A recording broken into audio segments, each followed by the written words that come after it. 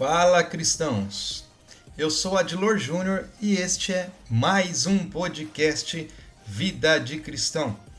Nesse podcast eu ajudo você e a mim, é claro, a viver uma vida de cristão com mais propósito e mais sabedoria. Hoje nós vamos falar de um assunto interessante para os jovens.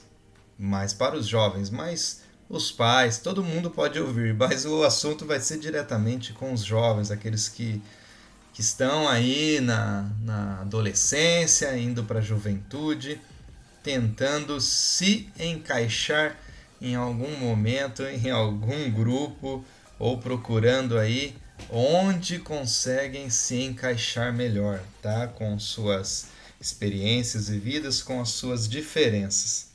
Bem, vamos lá. Quando eu era jovem, e eu não sou velho, mas eu só passei um pouquinho da idade, mas quando eu era jovem, eu tinha muitos amigos, essa que é a realidade. E na minha infância, ali até os meus 14 anos de idade, eu vivi num bairro muito humilde, né, aqui da minha cidade, num bairro um pouco mais simples. Não era uma favela, tá? Não era também um bairro nobre, mas era um bairro simples da minha cidade. E por que eu uso isso? Porque as pessoas têm em mente que favelas são pessoas muito pobres e bairro nobre são pessoas muito ricas. E eu estou querendo dizer que existe o meio termo aí, tá? De bairros não tão ricos, não tão pobres, onde a gente não precisa construir nossas casas em morros, nem construir uma casa em cima da outra para todo mundo morar junto. Foi por isso que eu usei aí o exemplo da favela, que é tratado como favela, mas a gente diz comunidade, né? Mas é para que vocês possam entender. E não é de um modo ruim que eu digo isso, é de um modo para realmente exemplificar. Então, no bairro onde eu nasci, era um bairro muito humilde. Não tinha casas muito bonitas, não tinha lugares lindos e maravilhosos, então as crianças todas eram da mesma faixa aí de atuação, vamos dizer assim, de status na sociedade. Nós tínhamos o mesmo status, não tínhamos muito dinheiro, não éramos tão pobres, tínhamos o que comer, tínhamos onde morar e éramos felizes. Não que hoje nós não somos, tá? Mas naquela época nós éramos felizes. Estou dizendo daquela época. Não vou complicar tanto o podcast.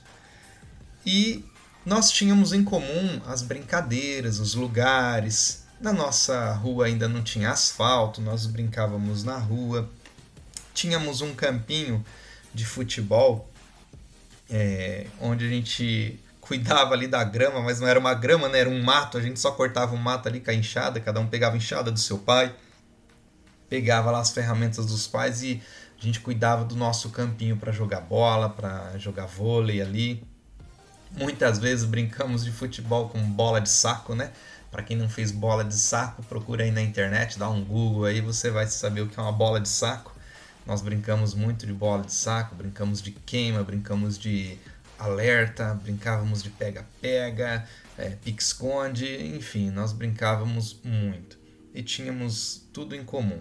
Quando alguém trazia um pacotão de biscoito daquele Chebec, não sei se existe aí na sua cidade, mas é um salgadinho mais popular entre as crianças, né? Era um salgado grande, um pacotão grande, e nós pegávamos um Guaraná de 2 litros, cada um trazia um pouquinho de moeda, a gente juntava e comia aquele salgado com Guaraná. Era muito gostoso. E nós sempre estávamos juntos, brincando. Isso até os 14 anos de idade, porque muitos de nós começaram a trabalhar cedo. Eu sou um deles. Eu comecei a trabalhar com 9 anos de idade. Se você não acredita, é a minha realidade. Como o nosso bairro era pobre, mais humilde, nossa família também sempre foi mais humilde. E meu pai era o único que trabalhava dentro de casa com carteira registrada, ele trabalhava na usina.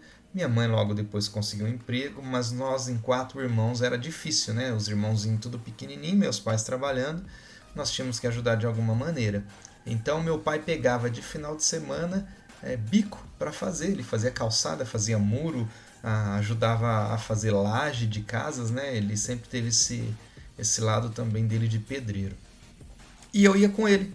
No final de semana, chegava no sábado, ele chegava da usina na sexta-feira à noite, né? Que às vezes trocava o turno dele. No sábado de manhã a gente já levantava, vamos embora.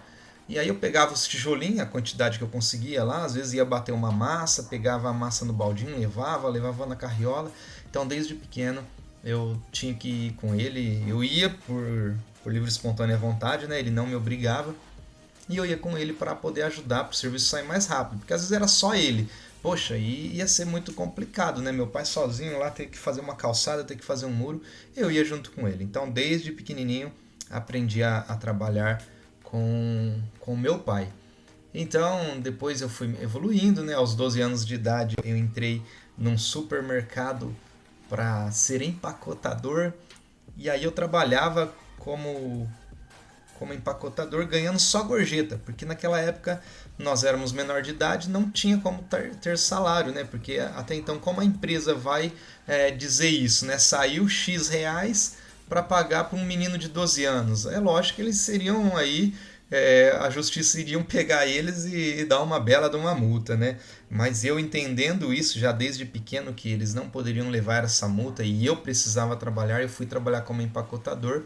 E como empacotador, é uma das coisas que eu me orgulho muito. Eu consegui comprar minha bicicleta, eu consegui comprar o computador, que naquela época, né, que era um computador legal. Eu consegui comprar o guarda-roupa e eu consegui comprar o meu terreno aqui perto da casa da minha mãe, um bairro também humilde. Eu consegui comprar. Naquela época o terreno valia R$8.000 e a parcela era de R$65 por mês. Isso, gente, eu tô falando do ano de 2000, 2001. Então, para vocês terem uma noção de como era as coisas naquela época, tá?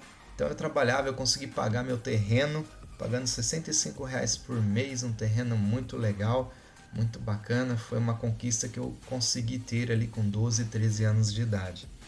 Ah, Júnior, poxa, você é louco, trabalhar logo cedo. Eu digo que isso forjou o meu caráter. Por que eu estou dizendo isso?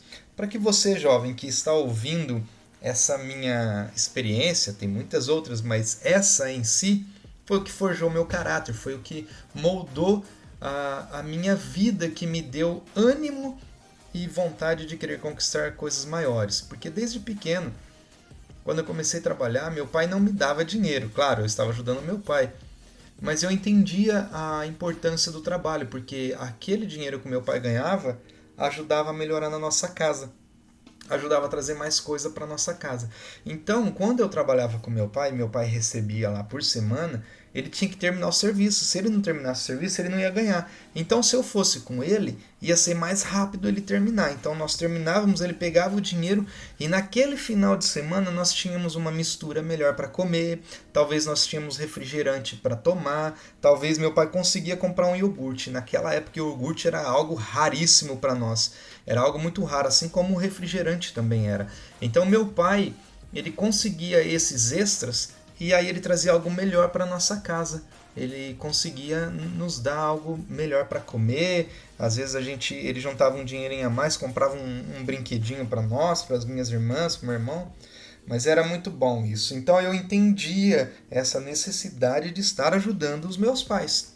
Tá? Eu entendia, eu coloquei isso na minha cabeça. Por a gente morar num bairro humilde, a gente tinha que dar os nossos pulos, né? Dar os seus pulos aí e ver o que você alcança, ver o que você consegue fazer. Eu gostei muito dessa fase, né? Eu ajudei muito, eu sei que eu poderia ter ajudado mais se eu fosse mais velho, mas conforme eu fui crescendo, fui ajudando mais, até onde eu consegui meus primeiros trabalhos aí. Não me arrependo, isso foi muito bom para mim. Por isso, jovem, eu estou compartilhando com você o meu testemunho de vida, tá? O meu testemunho de jovem. Quando eu comecei a trabalhar, com 9 anos de idade, tinha uns outros amigos também que iam às vezes comigo, me dar uma força. E quando esses amiguinhos iam comigo, meu pai dava o chebeque pra gente comer com Guaraná 2 litros. E era muito legal. Aí meus amiguinhos tudo queria ir, né? E aí meu pai fazia muito mais rápido. Não era exploração infantil, mas os meus amiguinhos queriam ir e às vezes meu pai nem deixava eles trabalharem, né? Não põe a mão porque se acontecer alguma coisa, meu pai ia ser responsável. Então eles ficavam lá olhando, eu e meu pai trabalhando. E aí no final meu pai via que tava as crianças lá, né? Tinha um ou dois comigo. Ele dava o chebeque pra gente comer, a gente comia e bebia o refrigerante. Por fim, eu tenho amigos meus na mesma idade, de 12 anos, que foram trabalhar em horta. Aqui na nossa região tinha naquela época muita horta, né, que eles forneciam para os mercados, para os restaurantes. E com 12 anos de idade eles foram trabalhar na horta, um trabalho um pouco mais pesado do que o meu. Eles tinham que ficar baixado, pegando lá, plantando, depois tinha que colher alface, rúcula, tomate, as coisas, cebola. Então eles tinham que colher, colocar nas caixas bonitinho, lavar, tirar o que estava podre, tirar os bichinhos e para poder vender. Então eu gostava muito de ver eles fazendo esse tipo de serviço, porque eles ganhavam o dinheiro deles também e chegava no final de semana. Esqueci de mencionar, gente, eu trabalhava até 7, 8 horas da noite, tá? Tinha que esperar o mercado fechar. E dava 8 horas da noite, fechava o mercado, a gente nem ia para casa tomar banho. Eu tinha a bicicletinha, né? Meus amigos me encontravam tudo lá perto do mercado, lá tinha uma lanchonete, a gente ia lá, comia um lanche no sábado à noite, tomava um suco lá. Na época o lanche era R$2 e o suco era 50 centavos. E a gente comia lá, bebia e depois ia tomar um sorvete de R$1 também. Era a nossa diversão. A gente se divertia e a gente ia embora. E para ir embora, um tinha que levar o outro ainda na garupa, porque não era todo mundo que tinha bicicleta. A gente levava e ia embora e estava feliz. No domingo a gente ainda levantava, ia mexer no campinho, ia fazer alguma coisa pra gente jogar uma bola, pra gente brincar de vôlei com as meninas. A gente dava um jeito de continuar a nossa infância, né? Nossa adolescência. Por que eu estou contando tudo isso para vocês? Porque nós tínhamos algo em comum, nós éramos um grupo em comum. Nós estávamos com todos os projetos iguais, todo mundo queria trabalhar, todo mundo queria ter a diversão, todo mundo pensava igual. Isso é o grupo de amigos.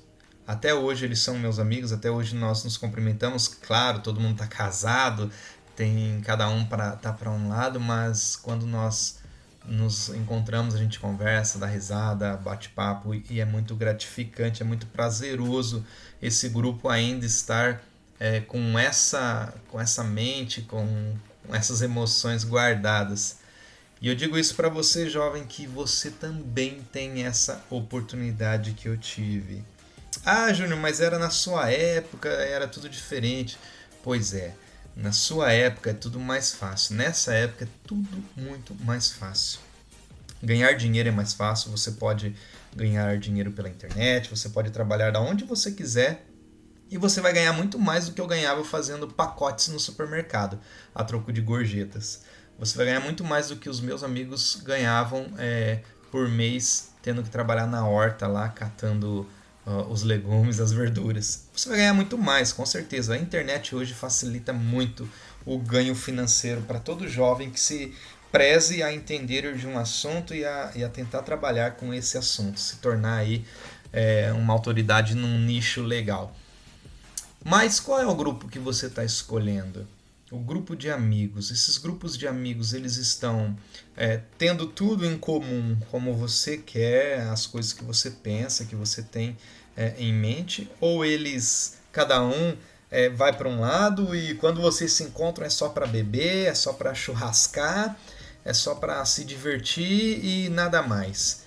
Não tem uma conversa franca, ninguém sabe do sentimento de ninguém, você não tem um amigo ali, um amigo mais chegado que você pode estar conversando, que você pode estar desabafando, ele com você, você com ele. Como é esse relacionamento desse grupo?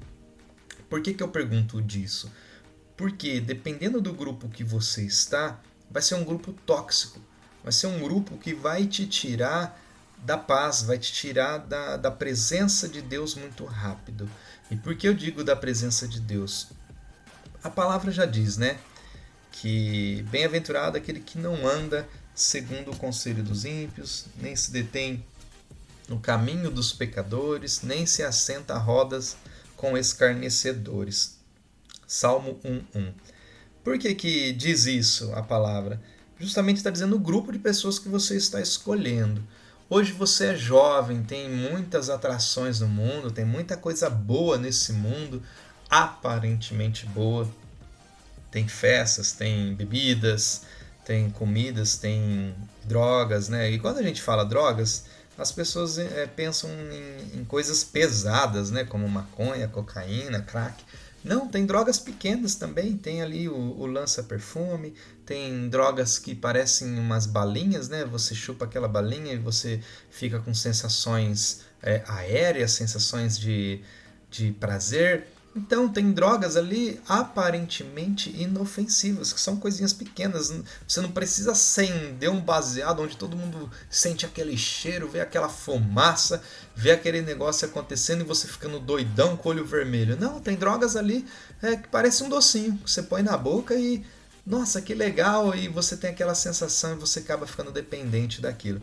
Então, tem muitas atrações hoje que estão disfarçadas de coisas boas, tá? Tem muita coisa na moda, por exemplo, que está disfarçado de roupa, está disfarçado de perfume, está disfarçado de maquiagem, né? De coisas tranquilas, mas na realidade são tendências viciosas e capciosas, né?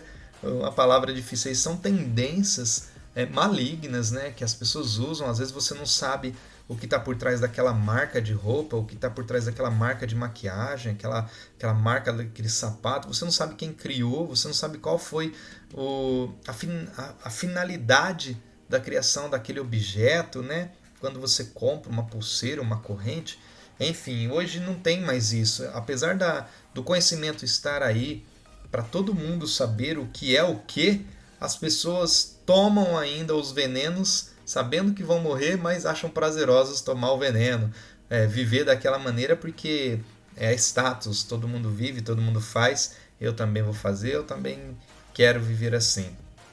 E isso é perigoso. E você, jovem, que está hoje dentro de uma igreja junto com seus pais, permaneça no grupo de jovens. Fique no grupo de jovens. Se você ainda não vai no grupo de jovens, comece a fazer parte desse grupo. Se a sua igreja ainda não tem um grupo de jovens, peça para o seu pastor criar, peça para alguém estar à frente do grupo de jovens, alguém idôneo, alguém com sabedoria, que tenha ideias boas também, né, para manter o jovem dentro da igreja. E você cria esse ciclo de amizade cristão, porque todo mundo vai ter em comum a única ideia: ser cristão, permanecer cristão, a salvação de todos e a ajuda em comum de todos. Se você tiver mal, os jovens da igreja, os jovens do grupo de jovens vão estar te ajudando, vão estar conversando com você. Você vai ter um líder que se preocupa com você. Não é feio e nem vergonhoso pensar dessa maneira. E eu sou muito grato porque quando eu entrei no grupo de jovens, quando eu tinha 15, 16 anos, eu tive a oportunidade de ter um líder de jovens que se preocupava comigo. Se eu tivesse tido essa oportunidade mais cedo, talvez muitas coisas, muitos erros da minha vida eu teria evitado. Então eu não tenho vergonha hoje de dizer que eu tenho líderes que podem me ajudar, me aconselhar. Isso para mim é muito bom. Isso para mim é excelente, porque tem coisas que eu não enxergo, tem coisas que eu não vejo. E como jovem, eu digo por experiência própria, porque eu já fui, a gente não enxerga muita coisa. A gente pensa que tudo é possível, a gente pensa que nós somos os donos do mundo, nós temos toda a força, todo o poder. E a palavra diz isso, né? Vós jovens sois fortes porque já vencestes o maligno, né? Mas está dizendo em relação à espiritualidade, né? Essa palavra diz em relação ao seu amor, à espiritualidade, à sua fidelidade para com Deus. Você tem essa força. Mas não quer dizer que você vai vencer tudo na vida e você tem a palavra para tudo, ou você tem aí resposta para tudo. Normalmente nós não temos quando nós somos jovens, nem agora como adulto a gente tem resposta para tudo. Mas de uma coisa a gente pode dizer para você que é pai, você que é mãe que está ouvindo isso, você pode aconselhar o seu filho. Permaneça no grupo de jovens da igreja. Permaneça junto com o líder da igreja. Ore uns pelos outros. Se um dia seu líder falhar, Senta com ele, conversa, explica para ele que você ficou chateado por ele ter falhado. Se um dia um jovem falhar, senta com ele, tenta conversar com ele para ver se ele pode melhorar no seu comportamento, no seu viver. Enfim, estar no grupo de jovens é bênção, é maravilhoso. Principalmente porque todo mundo fala a mesma língua, todo mundo pensa do mesmo jeito. Ah, mas eu quero ser diferente, Júnior. Bom, se nesse mundo você quiser ser diferente, seja um cristão. Porque os cristãos são considerados como loucos, são considerados como pessoas diferentes. Se você quiser sair do mundo cristão, do meio cristão, aí você vai se tornar mais um. Você vai se tornar mais um com a multidão. Você vai se tornar todo mundo. E todo mundo não é diferente, tá? Você, quando estiver no meio cristão, você vai ver o como e o quão diferente você é em relação às pessoas que não são cristãs. As pessoas vão te olhar e vão ver você. Vão ver que você é um jovem, uma jovem abençoada que tem amigos que oram e zelam por você, pela sua integridade espiritual, sua integridade sentimental. E com certeza os seus pais vão viver mais tranquilos sabendo que você está com pessoas cristãs, com irmãos, com amigos cristãos, tá bom? Esse é o meu recado para você, jovem. Deus te abençoe e que a gente possa se ver, se ouvir no próximo podcast. Um abraço!